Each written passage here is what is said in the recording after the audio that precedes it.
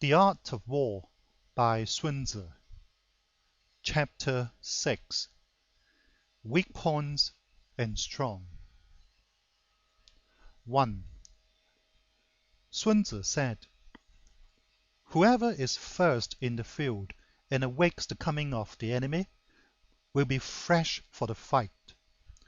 Whoever is second in the field and has to hasten to battle will arrive exhausted." 2. Therefore, the clever combatant imposes his will on the enemy, but does not allow the enemy's will to be imposed on him. 3. By holding out advantages to him, he can cause the enemy to approach of his own accord, or by inflicting damage, he can make it impossible for the enemy to draw near.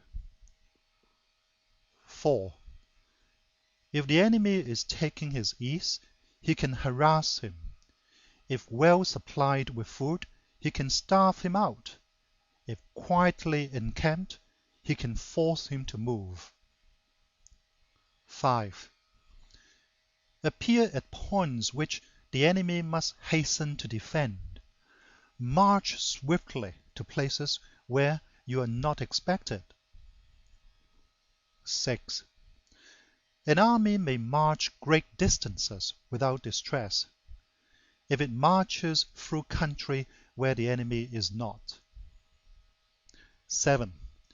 You can be sure of succeeding in your attacks if you only attack places which are undefended. You can ensure the safety of your defense if you only hold positions that cannot be attacked. 8. Hence, that general is skillful in attack whose opponent does not know what to defend, and he is skillful in defense whose opponent does not know what to attack. 9. O divine art of subtlety and secrecy! Through you we learn to be invisible, through you inaudible, and hence we can hold the enemy's fate in our hands. 10. You may advance and be absolutely irresistible if you make for the enemy's weak points. You may retire and be safe from pursuit if your movements are more rapid than those of the enemy. 11. If we wish to fight, the enemy can be forced to an engagement even though he be sheltered behind a high rampart and a deep ditch. All we need do is attack some other place that he will be obliged to relieve. 12. If we do not wish to fight, we can prevent the enemy from engaging us even though the lines of our encampment be merely traced out on the ground. All we need do is to throw something odd and unaccountable in his way. 13. By discovering the enemy's dispositions and remaining invisible ourselves, we can keep our forces concentrated, while the enemy's must be divided. 14. We can form a single united body, while the enemy must split up into fractions. Hence, there will be a whole pitted against separate parts of a whole, which means that we shall be many to the enemy's few. 15.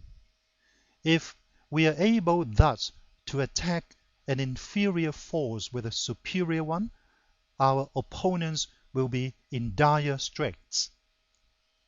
16.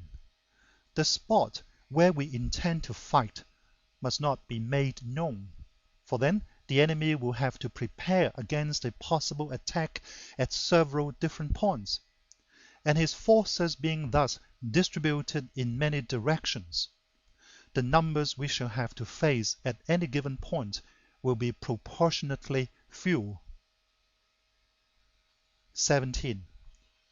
For should the enemy strengthen his van, he will weaken his rear. Should he strengthen his rear, he will weaken his van.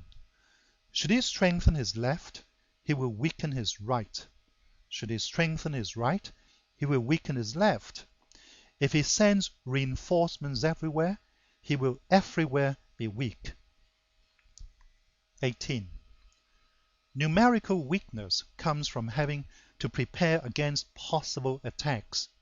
Numerical strength from compelling our adversary to make these preparations against us. 19. Knowing the place and the time of the coming battle, we may concentrate from the greatest distances in order to fight. 20. But if neither time nor place be known, then the left wing will be impotent to succor the right, the right equally impotent to succor the left, the van unable to relieve the rear, or the rear to support the van. How much more so if the furthest portions of the army are anything under 100 li apart, and even the nearest are separated by several li. 21. Though according to my estimate the soldiers of Yue exceed our own in number, that shall advantage them nothing in the matter of victory. I say then that victory can be achieved. 22. Though the enemy be stronger in numbers, we may prevent him from fighting. Scheme so as to discover his plans and the likelihood of their success. 23. Rouse him and learn the principle of his activity or inactivity.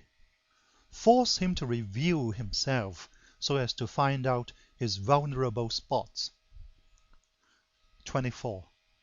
Carefully compare the opposing army with your own, so that you may know where strength is superabundant and where it is deficient.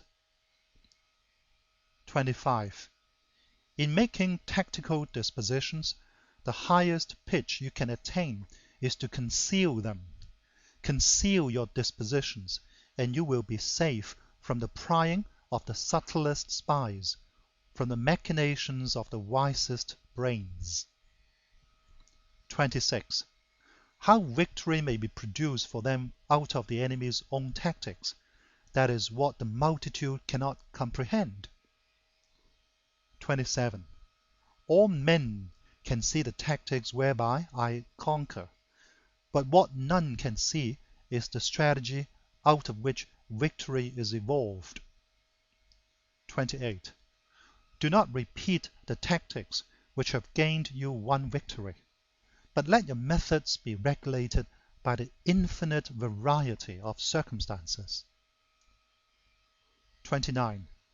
Military tactics are like unto water, for water in its natural course runs away from high places and hastens downwards. 30. So in war, the way is to avoid what is strong and to strike at what is weak. 31. Water shapes its course according to the nature of the ground over which it flows. The soldier works out his victory in relation to the foe whom he is facing. 32. Therefore, just as water retains no constant shape, so in warfare there are no constant conditions. 33. He who can modify his tactics in relation to his opponent and thereby succeed in winning may be called a heaven-born captain. 34. The 5 elements, water, fire, wood, metal, earth, are not always equally predominant. The 4 seasons make way for each other in turn. There are short days and long. The moon has its periods of waning and waxing. End of chapter 6.